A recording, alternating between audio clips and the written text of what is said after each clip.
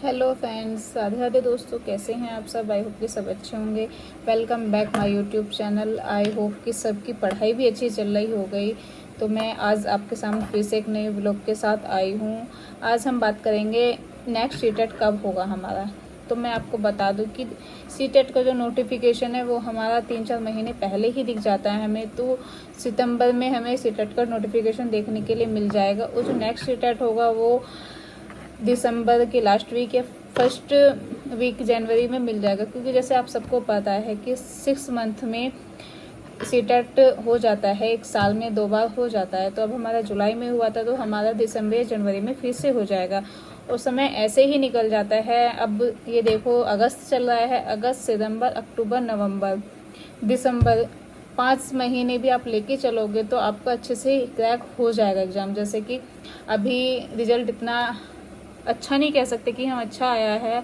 20 लाख बच्चे फेल हुए हैं। 20 लाख में 20 लाख ही मानो, बहुत कम बच्चे पास हुए हैं। 3.5 के लगभग बच्चे पास हुए हैं। तो अब हम उस रिजल्ट को देख के क्या कह सकते हैं। ये ज़्यादातर तो कुछ बच्चों ने एग्ज़ाम्स भी नहीं दिया है।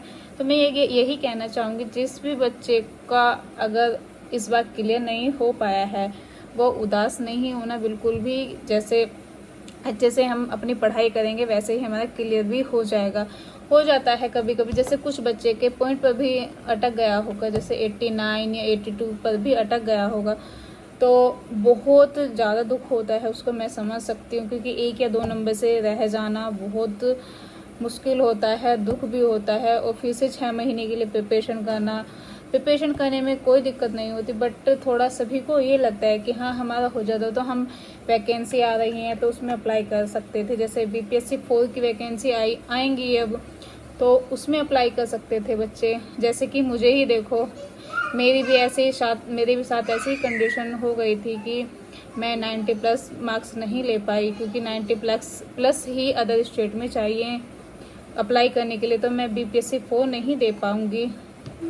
इसीलिए मुझे भी थोड़ा दुख है कि मैं बीपीएससी 4 नहीं दे पाऊँगी। बट कोई नहीं, जो हुआ है सो हुआ है। मेरी तो तबीयत ने मेरा साथ नहीं दिया, वरना हो ही जाता मेरा इस बार।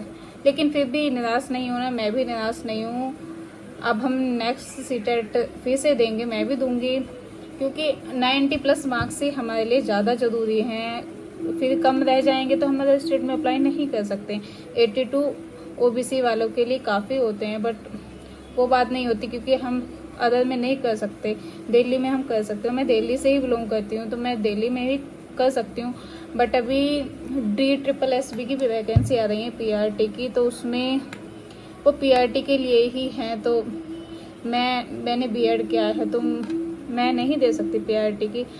लेकिन फिर भी मैं DSSB नेक्स्ट टाइम जब आएगा उसकी दूंगी, उसकी भी प्रिपरेशन करूँगी। एंड बीपीएससी 4 तो अब मैं नहीं दे सकती। 5 भी आएगा, कैलेंडर में आया हुआ है कि 5 भी हम लेके आएंगे। तो कैलेंडर में जैसे कि आया हुआ है तो हम बीपीएससी 5 भी देंगे। इसलिए हमारा मैन यही है कि दिसंबर वाला जो एग्ज़ाम होगा वो 90 को क्रॉस ज़रूर करे, तभी ही हम अप्लाई कर सकते हैं अदर स्टेट में।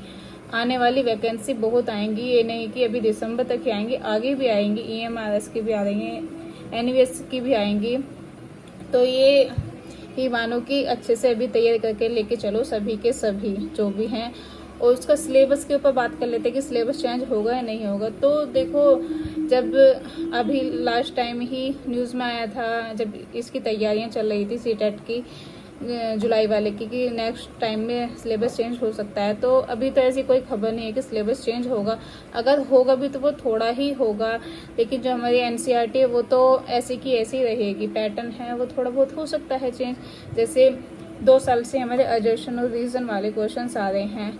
देखने में तो वो जब मैंने फर्स्ट टाइम एग्ज़ाम दिया था, बिना तैयारी के ही दिया था, तो मुझे भी वो बहुत ज़्यादा टफ लगते थे कि टफ है। बट जब मैंने इस बार अच्छे से अपनी तैयारी की तो वो मुझे आसान लगे थे। क्योंकि जब हम अच्छे से किसी चीज़ को डीपली से पढ़ लेते हैं तो हमें वो हार नहीं लगती।